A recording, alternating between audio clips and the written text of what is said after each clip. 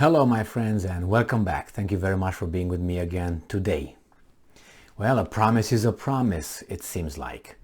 And you remember what the pinky promise was between Ukraine and the United States of America regarding the HIMARS or HIMARS systems, which was that the Ukrainians will not use those systems to hit Russian targets within the territory of Russia.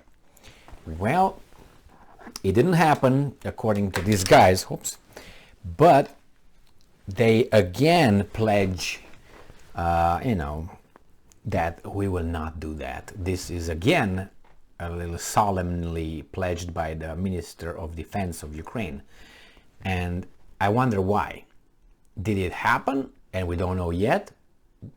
Or give us some more. See, we were keeping our promise. So give us some more. The ones that we can hit 300 kilometers. Remember, now they want those ones. So this article comes from Ukrainska Pravda from today, July 15, 2022.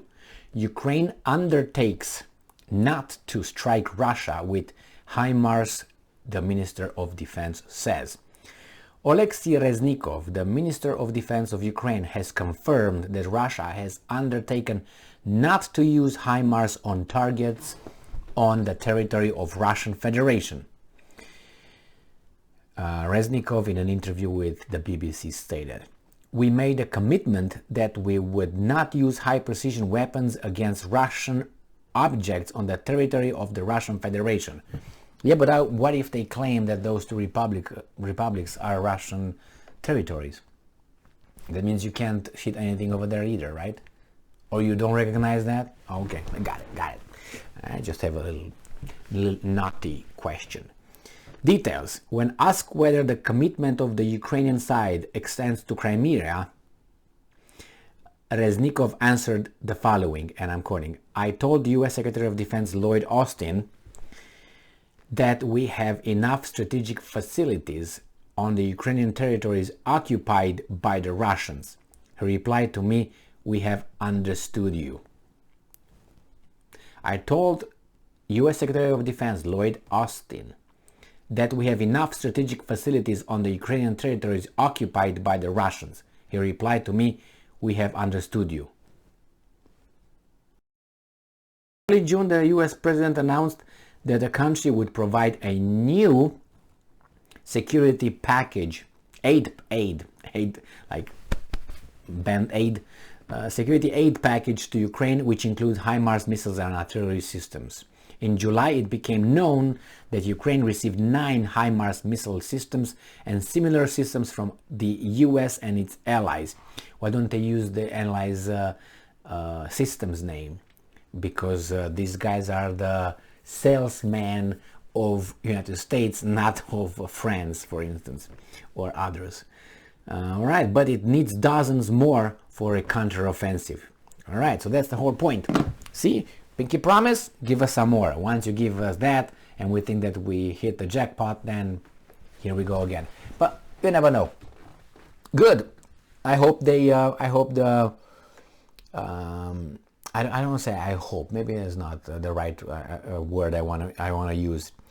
I wonder if they get Ukraine gets this more missile systems, and let's put it to this extreme. They succeed in pushing the Russians back. Then what? They will. Let's say they do the counteroffensive. They get to the Russian border, where it used to be before the 24th of February. Then what? They just want to stop? And the Russians will say, okay, we stop too? What about the people that are Russians on the territories that these guys are liberated? These guys being the Ukrainians. What happened with those? That was the whole purpose. That's why these guys intervened in the first place among NATO and Nazification, denazification, demilitarization. It was the population, the Russian population in Ukraine, in those territories, were killed by the Ukrainian army and tanks. That's why these guys intervened. So now these guys, let's say if they push the Russians to the border, what's going to happen with those Russians over there? Do you think they will receive flowers and special treatment? Moreover, after they fought against the Ukrainians, what are they going to do with those? I wonder. I mean, if before you attack them with Ukrainian military and paramilitary is the Azov regiment and so on, or battalion and so on. What about now? After they supported those guys against you, are you just gonna forget and forgive? Do you think so? In what world? Over there when you go and meet those guys, or what? I don't think so. I don't think so. So I think the Russians in the the two republics are gonna fight like crazy. Just thinking of that, do you think they're gonna retreat across the border? And even if they do, will anybody gonna talk about refugees then, or not? Like right now, they talk all about it. No, there's not gonna be refugees, because they're gonna be labeled as terrorists, invaders, and criminals, and all that. So we should not care about them if that's true. But if it's not true, what are they gonna do? Well, we don't look for the truth, right? We just label them and forget about them. So I don't know, think about that. And then, do you think it's not going to be like how do you call it, the night of the crystal knives, or whatever it's called, right? Long knives, boom, boom, boom.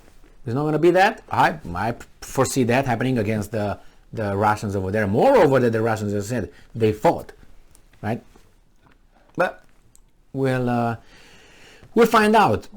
But do you think that, so give them more weapons and you're going to get over there? What do you think, you're going to have peace in that? And what the Russians, do you think, are going to stay across the border and wait and say, okay, now you can kill those guys because we lost? Oh, okay, we lost, guys. What should we do? Do you think that's what it's going to get? Do you think that the Russians might not, how should I put it, escalate? I mean, what's the, on the other hand, you say, Emil, but why? You should leave the Russians take over the sovereign state of Ukraine and take those territories that belong now to Ukraine and have Russians on it. What should they do? Always pointed out to Minsk agreement, but we're past that. You can close your eyes and you just point fingers to everyone. The blame, is bigger there, smaller there, and so on. But there's blame to spread around enough. Well, we'll see what the Russians could do. They said if these guys are going to have longer missiles, like area they can hit longer, further distance and range, they will push the front as far as to keep that buffer zone for so that's going to be 300 kilometers. They're going to push it from the borders of the two new republics 300 kilometers, so they cannot hit their population. That's what they said. What's going to be in that zone? Nobody. Want to just burn it? It's tricky, very tricky. So one of these guys have to be really defeated, because if he is not defeated, how are you going to draw the line? Well, okay, negotiation. One of them has to really lose. How can Russia lose? If their leadership is taken out. That's, I think, the only way they're going to lose. And you don't even know who else is going to come if those guys are replaced, unless they are, their agents from abroad, then maybe it's going to come someone, crazy guy is going to just give me that little box here. I'm going to push all the buttons and turn all the switches. Bye-bye. See you there or there. Anyway, thank you very much for being with me again today. Stay strong, stay smart, look for the truth, and be just.